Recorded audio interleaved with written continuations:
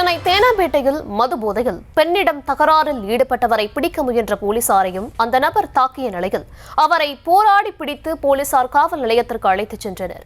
விவரங்களை தர இருக்கிறார் செய்தியாளர் சுதர்ஷன். சுதர்ஷன், விவரங்களை வழங்கலாம். வணக்கம். சென்னை தேனாம்பேட்டையில மது போதையில விசாரணைக்கு சென்ற காவலர் மீது தாக்குதல் நடத்தப்பட்டிருக்கிறது. மடக்கி பிடித்து காவல் நிலையத்திற்கு அதன் பிறகு போலீசார் உடனடியாக அந்த சம்பந்தப்பட்ட நபரை அழைத்து சென்றிருக்கிறார்கள். தேனாம்பேட்டை தாமஸ் சாலையில பெண் ஒருவரிடம் கோபி என்ற நபர் மது போதையில தகராறு செய்வதாக ஒரு 100 கால்ஸ் போலீசாருக்கு கிடைத்திருக்கிறது. அந்த கிடைத்த தகவலின் அடிப்படையில் ரோந்து போலீசார் சம்பவ இடத்திற்கு விரைந்திருக்கிறார்கள். அங்கு போலீசார் முன்னிலையில் கோபி என்ற நபர் அந்த பெண்ணை தாக்கியிருக்கிறார்.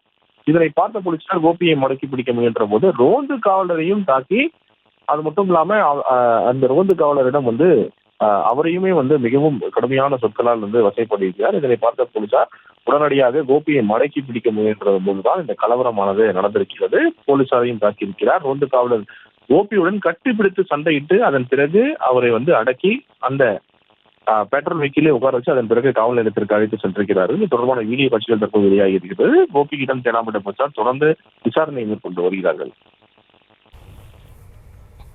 விவரங்களுக்கு நன்றி சுதர்ஷன்.